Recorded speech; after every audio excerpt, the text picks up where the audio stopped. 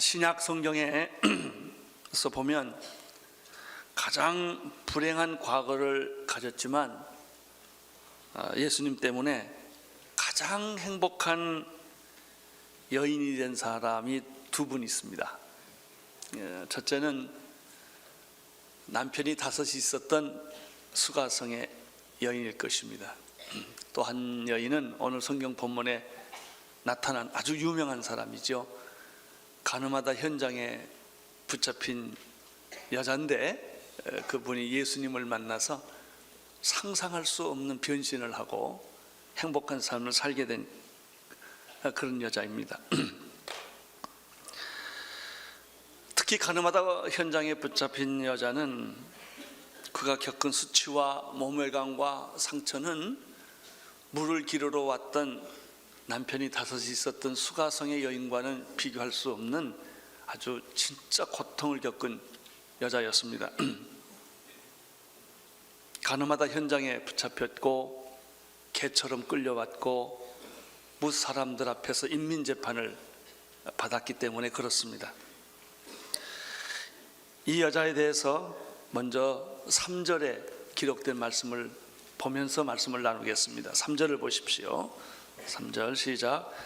서기관들과 바리새인들이 가늠 중에 잡힌 여자를 끌고 와서 가운데 세우고, 3절에서 보면 3가지를 발견할 수 있습니다. 첫째는 서기관들과 바리새인들에 의해서 간음하는 현장에 잡혀서 끌려갔다는 것입니다.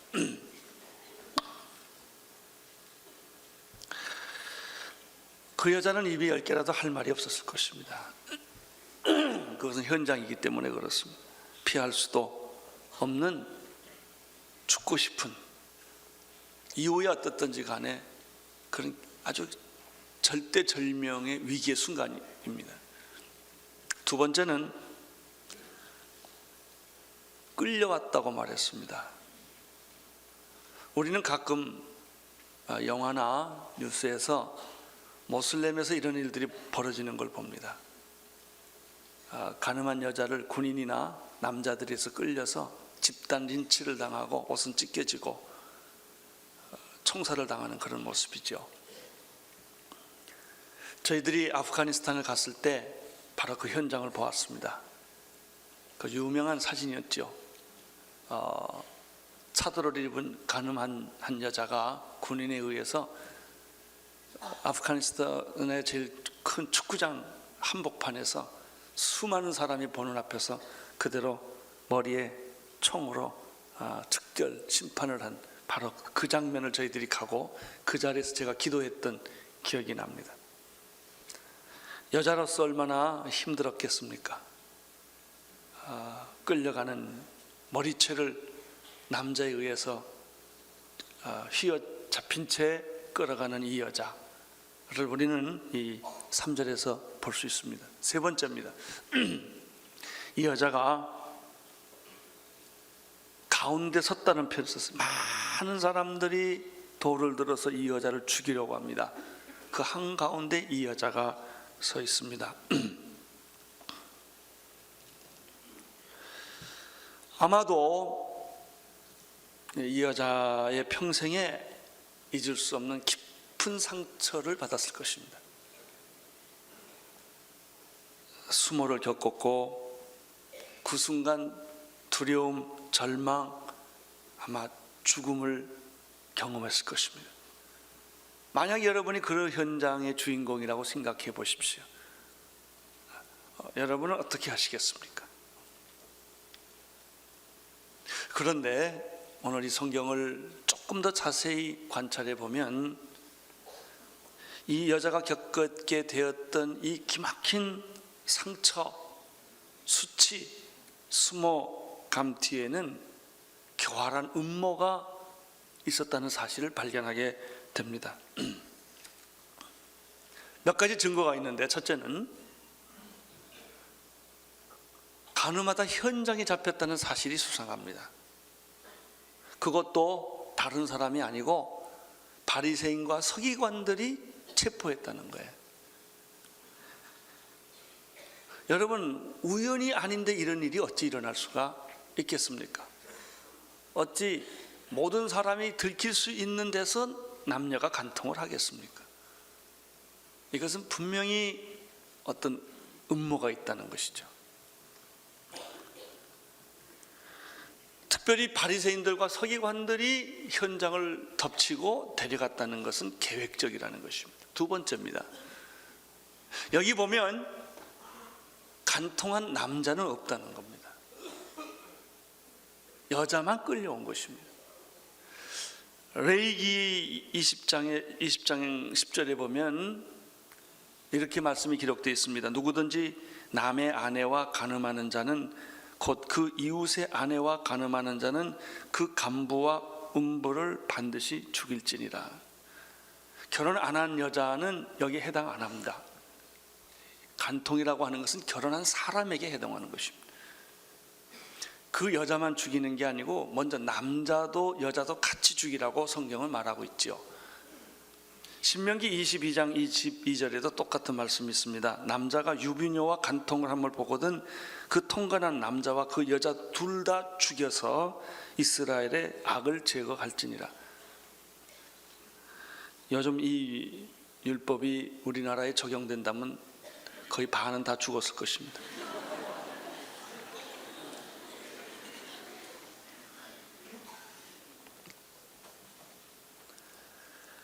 분명히 어떤 음모가 있는 거예요. 이 여자를 희생양으로 잡는, 그래서 남자도 빠지고 이 여자만, 아주 힘없는 연약한 백 없는 이 여자만 걸려든 것입니다. 그런 확실한 얘기가 4절, 5절, 6절을 쭉 읽으면 발견하게 됩니다. 4절부터 보겠습니다. 시작. 예수께서 말하되 선생이여 이 여자가 간음하다가 현장에서 잡혔나이다. 5절. 모세는 율법에 이러한 여자를 돌로 치라 명하였거니와 선생은 어떻게 말하겠나이까. 6절. 저희가 이렇게 말하면 고소할 조건을 얻고자 하여 예수를 시험합니다. 문제는 바리새인과 서기관들이 예수를 잡으려고 했는데 잡을 방법이 없기 때문에 매번 패배를 했기 때문에 이 여자를 희생양으로 잡은 거예요.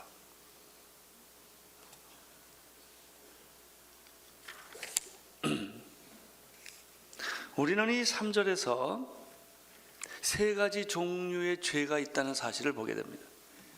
첫째는 이 간음하다 현장에 붙잡힌 여자가 저지른 스타일의 죄입니다.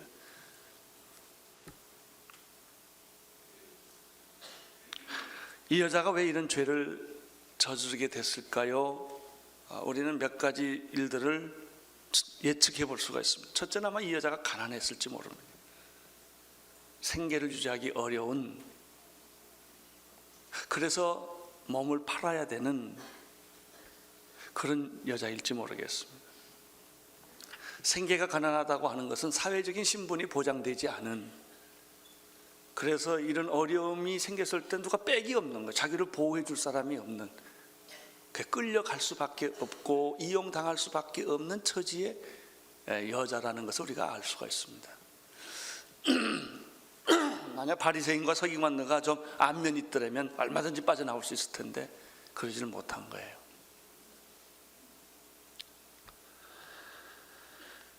어쩌면 또 이 여자를 다른 각도에서 보면 성적인 욕망이 가득 찬 자유분방한 본능의 소유자라고 말할 수가 있어요. 다 괜찮은데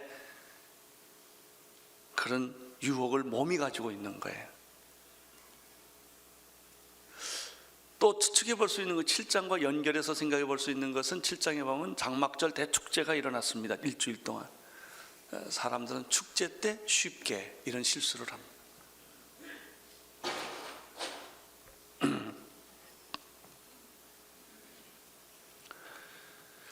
그런데 이 여자가 저지른 실수는 이 여자만 저질렀겠습니까? 누구든지 들키지 않았을 뿐이지 쉽게 저지를 수 있는 그런 유형의 죄입니다. 우리 사회에서는 들킨 죄가 있고 안 들킨 죄가 있을 뿐이에요.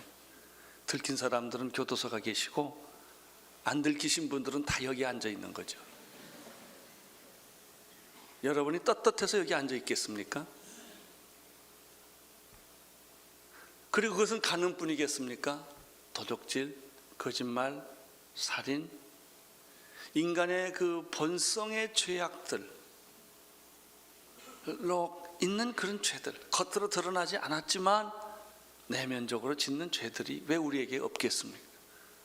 이 여자는 그것이 드러났고 그것이 들켰고 빽이 없어서 끌려 나온 것 뿐이지요. 그런 죄입니다.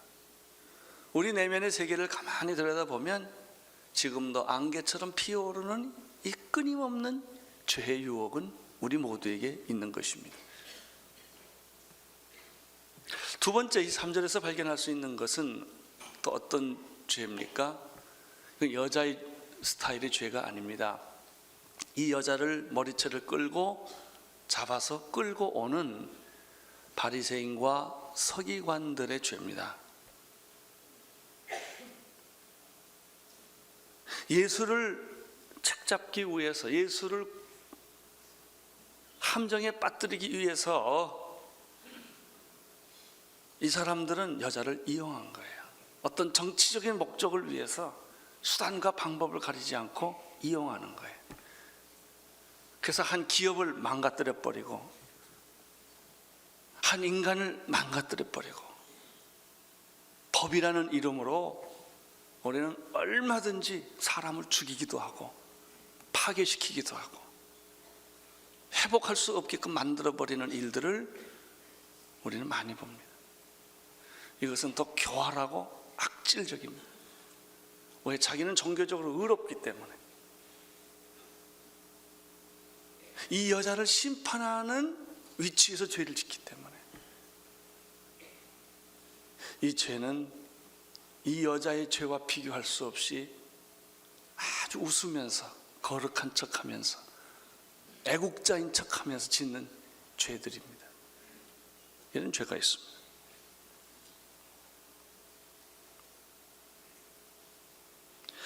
세 번째 스타일의 죄는 가늠하다 현잡힌 붙잡힌 여인에게 돌을 던지기 위해서 온갖 비난과 욕을 퍼붓고 있던 많은 사람들입니다. 이 사람들의 생각 속에는 자기야말로 정의의 사도라고 생각하는 것입니다. 이런 여자는 죽여야만 이 사회가 깨끗하다고 부르짖는 사람이에요.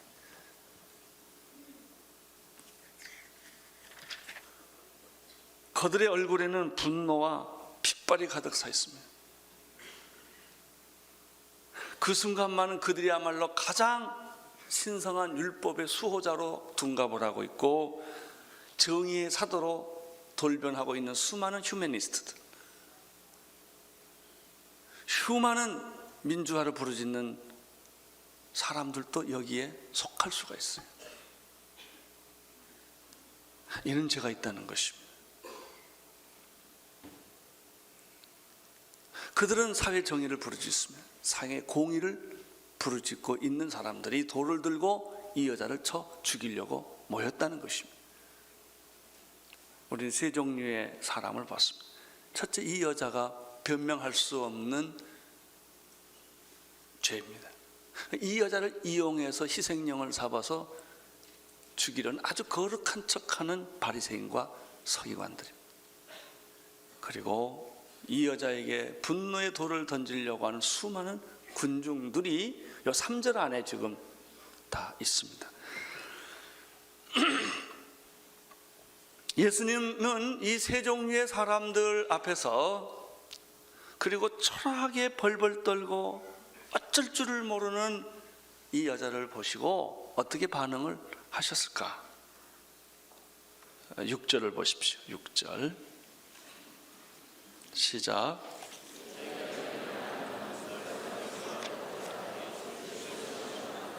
그 다음에 예수께서 몸을 굽히사 손가락으로 땅에 쓰셨다.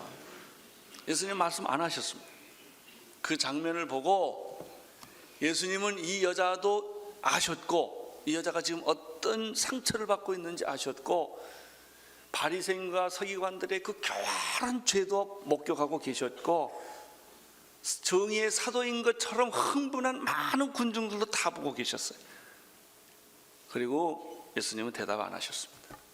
그냥 몸을 숙여서 땅에다 글을 쓰셨다고 했습니다. 많은 성경학자들이 예수님이 과연 무슨 글을 썼겠느냐 추측을 많이 합니다. 저는 추측을 안 하겠습니다. 왜냐하면 잘 모르니까. 근데 확실한 게 있습니다. 이 사람들하고 대꾸하지 않고 예수님이 고개를 숙여 글을 쓰고 침묵하고 있었다는 것이죠. 그런데 예수님이 이 침묵하는 모습이 어디하고 연결되냐면 1절, 2절하고 연결돼요. 1절, 2절을 보십시오. 시작.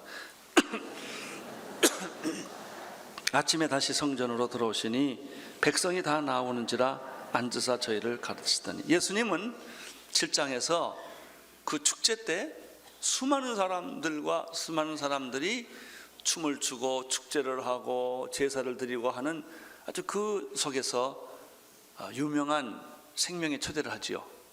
서서 외쳐가라되 누구든지 목마르고도 내게로 와서 마시라. 나를 믿는 자는 그 배에서 생수의 강이 흘러넘칠 것이다. 그리고 예수님 때문에 그 당시 거기 있던 사람들이 계속 논쟁을 합니다. 예수님은 귀신 들렸다. 예수님은 여러 말이 있었어요. 민중을 선동하는 종교 사기자뿐이다. 뭐 등등 얘기입니다. 이런 말씀을 하시고 8장으로 넘어오는데 예수님은 어디로 가시냐면 그런 많은 비난 소리가 있음에도 불구하고 그냥 감난산으로 가십니다. 왜 가셨을까요? 감난산은 예수님이 굉장히 익숙히 잘 가는 곳입니다. 어렵고 힘들고 있을 때 예수님은 감난산을 가셨어요. 십자가 못 박혀 죽기 전에도 바로 감난산에 가셨습니다. 땀이 피가 되도록 기도한 것이 감난산입니다. 감난산은 예수님이 하나님을 만나는 곳입니다. 자기를 돌이켜보는 곳입니다. 큐티하는 곳입니다. 기도하는 것입니다. 하나님의 음성을 듣는 것입니다. 나는 여러분에게도 여러분의 감난산이 있게 되기를 바랍니다. 어렵고 힘들 때 무릎 꿇을 수 있는 곳, 하나님을 만나는 곳, 하나님의 음성을 듣는 것. 예수님은 아무리 바빠도 그런 일을 하셨습니다. 자, 그 1절은 예수님이 감난산에 가시다 이렇게 되어 있습니다.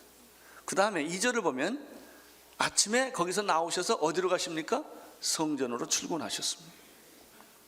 그리고 성전에 가서 많은 사람들에게 뭘 가르쳤습니까? 하나님의 말씀을 가르쳤다 이렇게 되어 있습니다. 그런데 3절에 바리새인과 서기관들이 이 여자를 끌고 온 것입니다. 문맥상으로 보면은 바로 예수님이 감람산에 가시고 성전에 가서 말씀을 가르치는 그 모습이 바로 이 머리를 숙여 글을 쓰는 모습과 연관이 됩니다. 아마 시간이 있었더라면 예수님이 감난산에 가셨을 거예요.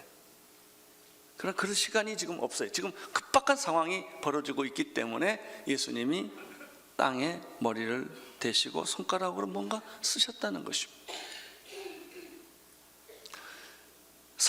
분노하는 사람들은 예수님의 이러한 모습이 못마땅한 것입니다. 그래서 자꾸 다구쳤습니다.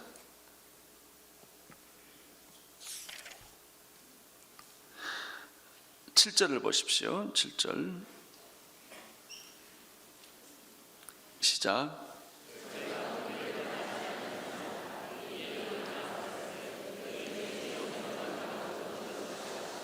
다시 몸을 굽히사 손가락으로 땅에 쓰시니라. 예수님은 가만 땅에다 뭔가 이렇게 글을 쓰고 있기 때문에 사람들이 예수님에게 대답하십시오. 예수님 의견은 어떤 것입니까? 라고 막 다구친 거예요. 예수님이 그 자리에 일어났습니다. 그리고 딱 한 말씀 했어요. 제가 만약에 저를 보고 예수님 뭘 쓰셨겠냐라고 질문한다면 지금 말씀하는 내용을 쓰지 않았나 그런 생각을 해요. 그 말씀을 묵상하고 있었기 때문에. 그 내용은 무엇입니까? 너희 중에 죄 없는 자가 돌로 쳐라 하는 거예요. 여기서 우리가 두 가지 사실을 발견합니다. 첫째는 이 여자가 죄가 없다고 예수님이 말씀하지 않았다는 거예요. 예수님은 우리 죄를 용서하지만 죄를 간과하지는 않습니다. 죄를 용서하는 것과 죄를 인정하는 것은 다른 것입니다. 두 번째, 모세 율법이 틀렸다고 예수님이 말씀하지 않았습니다. 그 말을 안 하십니다. 그리고 이 여자가 분명히 죄진 것도 사실이고 모세 율법도 옳은 거다 이거예요. 이걸 부인하지 않습니다. 예수님이 하시는 말씀은 이것이에요.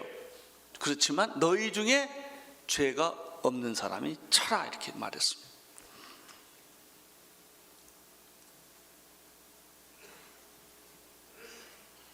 그리고 예수님이 다시 옆 말씀 딱 한마디 하고 머리를 숙여 또 땅에다가 글을 쓰고 계셨습니다. 그런데 말이죠, 굉장히 놀라운 아주 충격적인 사건이 벌어진 겁니다. 이 말씀을 예수님이 한 말씀을 하고 나니까 그렇게 분노하고 핏대를 세우고 돌을 짓고 흥분하던 사람들이 어른부터 아이까지 조용히 슬금슬금 하나씩 하나씩 사라져 버렸다는 거예요. 9절을 보십시오. 9절 시작. 저희가 이 말씀을 듣고 양심의 가책을 받아 어른으로 시작하여 젊은이까지 하나씩 하나씩 나가고 오직 예수와 그 가운데 섰는 여자만 남았다. 얼마나 희귀한 이고 이상한 일이 아니겠습니까?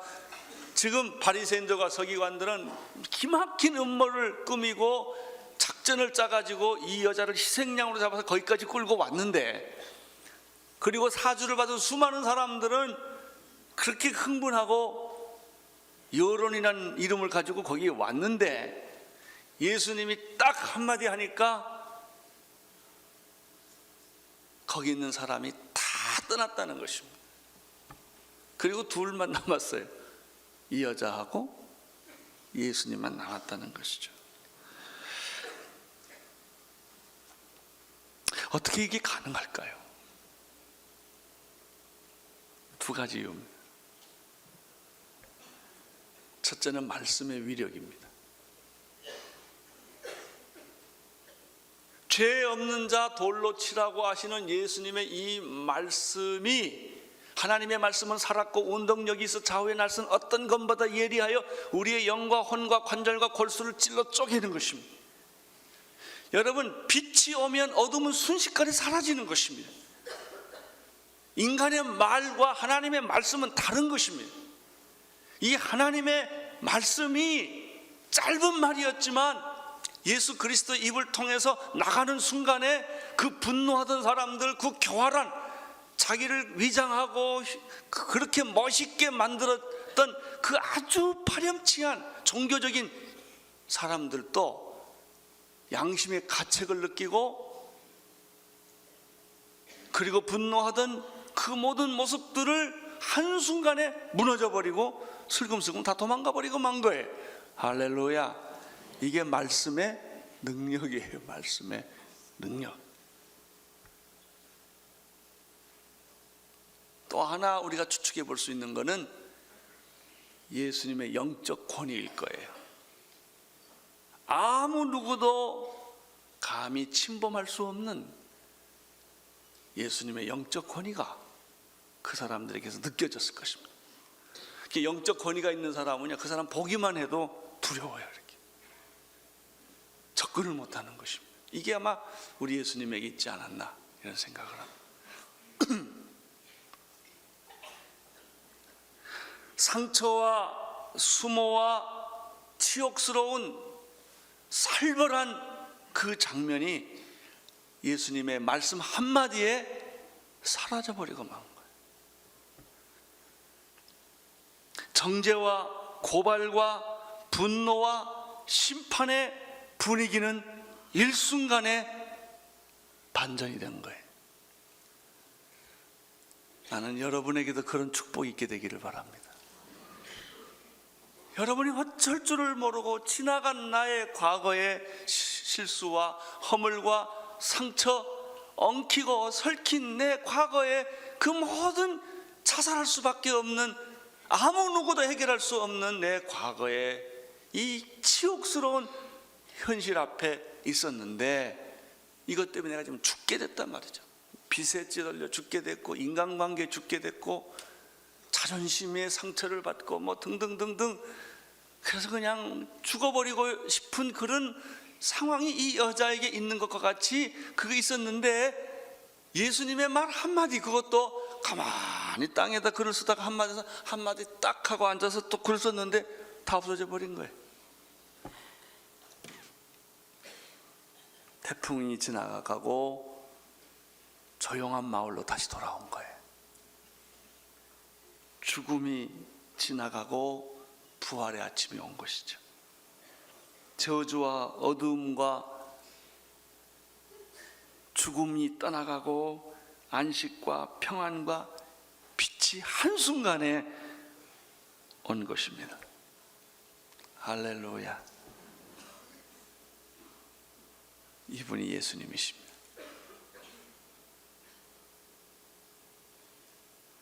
여러분의 상처는 한순간에 치료될 수 있습니다. 여러분의 흥크러진 과거는 한순간에 다 제거될 수 있습니다. 여러분, 엉킨 실을 풀어본 경험이 있습니까? 아주 중요한 실인데 막 엉켰어. 이거 풀어보려니 얼마나 힘이 들어요. 그것도 뭐 별의별 뭐 핀으로 꼽고 뭐 해도 이게 안 돼요. 그런 실은요, 풀려고 하지 말고 쓰레기통에 넣어버리세요. 그 새실 사는 게 낫지. 그거 언제 풀었습니까?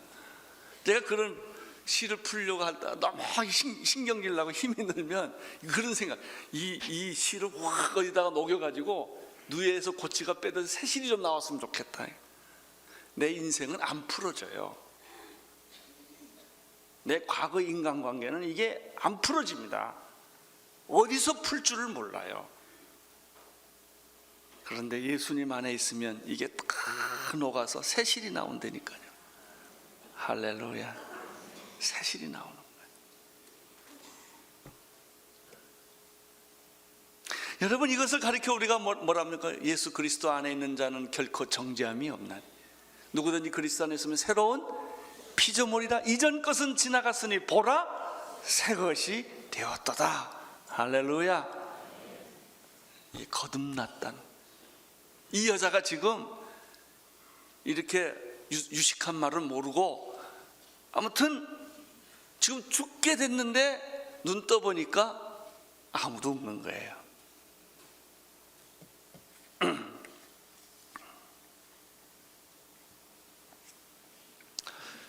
10절을 보십시오. 10절.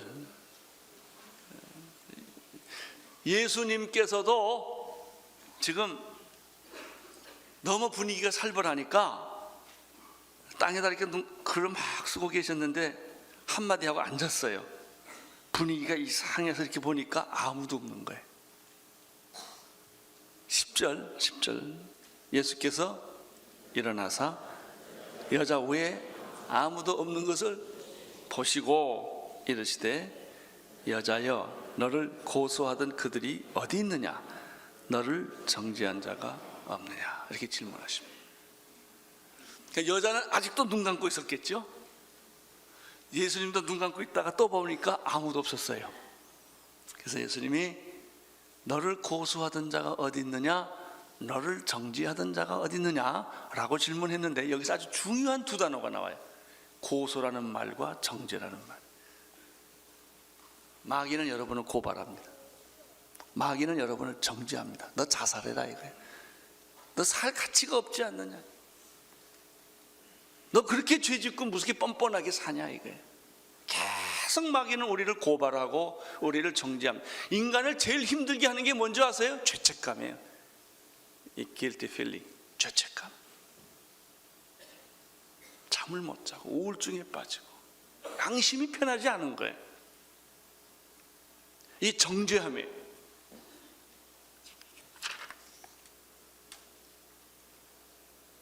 이 너를 고소하고 고발하고 정죄하는 것이 마귀의 주특기입니다. 여러분 절대 누구 고발하고 고소하고 그렇게 하지 마세요. 그게 마귀의 주특기입니다. 고발, 고소, 정죄하는 거, 남 비판하는 거, 나 올무 만들어 가지고 넘어지게 만드는 거, 이게 전부 사탄의 방법론입니다. 이게 인간은 그걸 그대로 답습하고 있습니다. 11절에서 여자가 이렇게 대답을 합니다. 읽어주십시오. 대답하되 주여 없나이다. 주여 뭐예요? 한번 여러분들이 그 여자의 모습을 지금 좀 재현해 볼 필요가 있어요. 지금 막 기막힌 지금 이 공포 분위기 속에서 여자가 눈 감고 하고 있었는데 예수님이 너를 고소하고 정죄하던 자 어디 갔냐 그랬더니 여자가 눈을 떴어요. 이렇게 떠서 이렇게 보니 아무도 없어요. 그때 눈 표정 한번 해보세요. 이렇게. 와, 아무리 봐도 없어요. 아무리. 할렐루야. 이 여자가 순식간에 얼굴이 따뜻해지기 시작했어요. 편해지기 시작했어요. 순식간에 공포는 평화로 바뀌기 시작을 했고 죽음은 해방, 자유함으로 변하기 시작했어요. 여자가 말합니다. 주여 없나이다. 없습니다. 할렐루야. 나는 이 말을 여러분도 할 수 있게 되기를 바랍니다. 어느 날 내 안에 있는 모든 불안이 주여 없습니다. 없어졌습니다. 주님 내 질병도 없어졌습니다. 절망도 없어졌습니다. 주님 그런 무서운 공포, 내가 미래에 대한 공포가 있었는데 다 사라졌습니다. 어느 날, 어느 한순간에 이게 예수 믿는 거예요. 이게 거듭나는 거예요. 이게 믿음이에요. 이 여자는 말했어요. 주여 어둠의 세력은 떠났습니다. 사탄의 세력은 떠났습니다. 죽음의 세력은 떠났습니다. 나를 고발하던 그 핏발 섰던 사람들, 그 분노하던 그 많은 사람들, 종교적으로 나를 죽이려고 했던 그 사람들은 지금 다 사라지고 말았습니다. 할렐루야.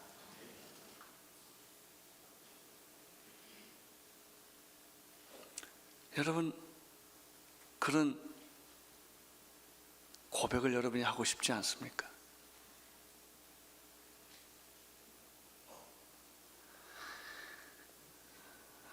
그 다음에 이 말을 듣자 말자 예수님이 다음과 같이 말씀하십니다. 예수께서 가라사대 나도 너를 정죄하지 아니하노니. 무슨 얘기예요? 용서해. 용서는 인간은 용서 못해. 하나님만이 용서를. 내가 너를 정죄하지 아니하노니 라는 말씀을 들으면 순간 머리에 반뜩이 오는 성경 구절 없어요? 로마서 8장 1절. 그러므로 예수 그리스도 안에 있는 자들에게는 결코 할렐루야. 이건 빨리 생각이 그냥 나와야지. 예수 그리스도 안에 있는 자들에게는 결코 정죄함이 없네. 그리스도 예수 안에 있는 생명의 성령의 법이 죄와 사망의 법에서 나를 해방하였습니다. 아멘. 할렐루야. 나는 살았다 이거예요. 나는 살았다. 나를 죽이려던 세력은 떠났다. 질병은 떠났다. 마귀는 떠났다. 나에게는 더 이상 정죄함이 없다. 옆에 있는 분에게 빨리 말하세요. 당신은 살았습니다.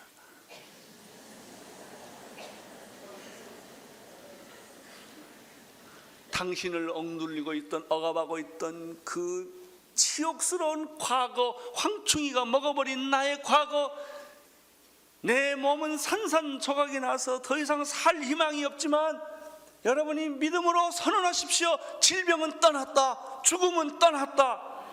비극은 떠났다. 나는 비극의 주인공이 아니다. 나는 축복의 주인공이다. 여러분의 옆에 또 말, 이건 나 좋은 말은 말해야 돼. 당신은 축복의 주인공입니다. 비극은 떠났습니다. 죽음은 떠났습니다. 저주는 떠났습니다. 할렐루야.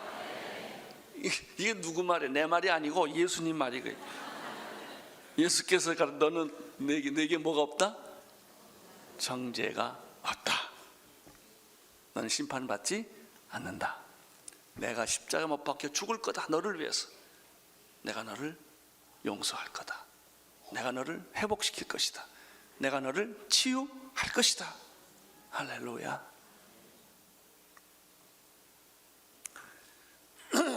그리고 예수님이 그 다음에 이렇게 말했어요. 나를 뭐하라? 떠나라. 아주 기막힌 말. 자유를 주시는 것입니다. 해방을 주시는 것입니다. 떠나는 자유, 새롭게 시작하는 자유를 주셨습니다. 그리고 사랑의 충고를 아끼지 않았습니다. 넌 가라. 가서 마음껏 멋있게 신나게 새롭게 살아라. 그리고 다시 과거로 돌아가지 말아라.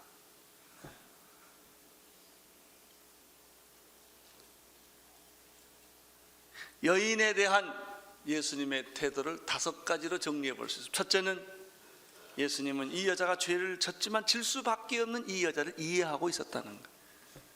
죄는 밉지만 인간의 연약한 죄의 본성, 죄 질 수밖에 없는 인간의 연약함을 예수님은 아셨어요. 여러분이 실수하는 걸 예수님이 아십니다.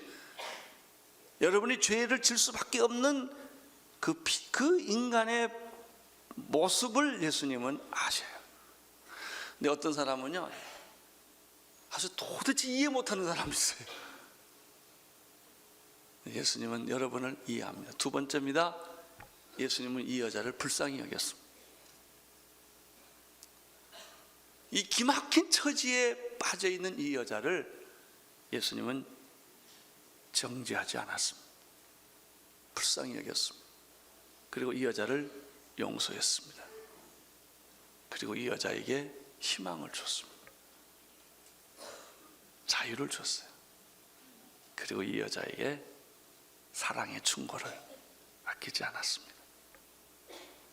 이분이 예수 그리스도이십니다. 여러분 모두가 들키지는 않았지만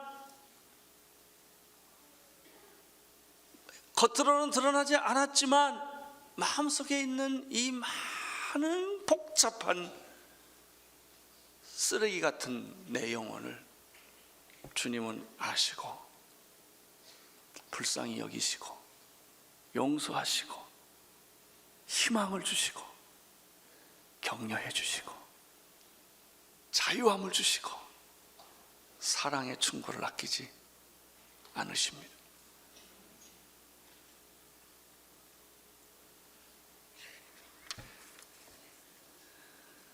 이 여자는 이러한 예수님의 조건 없는 대우를 받고 나서 그에게 어떤 감정이 생겼을까요? 예수님을 떠나면서 충격, 감동, 환희, 기쁨, 감당할 수 없는 자유함, 새로 시작하고 싶은 희망,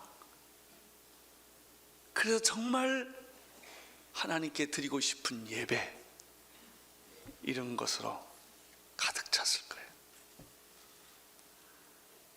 그 후에 이 여자는 어떻게 살았을까요? 헌신, 봉사, 전도, 구제, 거룩한 삶, 남을 위해서 희생하는 그런 삶을 살았을 거예요.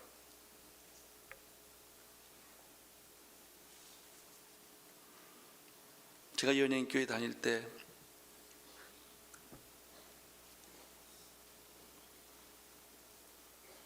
한 여자분이 오셔서 간증을 했습니다. 그분은 장녀 생활을 했고 포주 생활을 했던 분입니다. 예수를 만났습니다. 자기의 과거를 씻기 위해서 기도원에 가서 1년 동안 기도원밥 먹으면서 노동하면서 세월을 보냈습니다. 그리고 헤어졌어요. 30년 만에 제가 다시 만났습니다. 그 여자는 성자처럼 변해 있었습니다. 그 후로부터 30년 동안 그는 가난하고 어렵게 살지만 교회를 떠나지 않고 거룩한 삶을 살았어요. 제가 그 여자분을 만나는 순간 그 여자 얼굴에 빛이 있는 걸 봤어요. 자유함이 있는 걸 봤어요. 거룩함이 있는 걸 제가 보았습니다. 사랑하는 성도 여러분, 여러분의 과거 때문에, 불행한 과거 때문에 찌들려 살지 마십시오. 노예가 되지 마십시오. 여자가 말했습니다. 내 과거는 없습니다. 나를 죽이려던 사람은 다 떠났습니다. 이제 나는 과거와 손을 끊습니다. 이제 나에게는 새로운 삶이 있습니다. 그것이 이 여자가 누렸던 축복입니다. 여러분에게도 동일한 이 축복이 흘러넘치기를 축원합니다. 기도하겠습니다. 주님, 거룩한 축복이 이 여자가 가졌던 축복과 환희와 감격이 우리에게도 있게 하여 주옵소서. 예수님 이름으로 기도드립니다.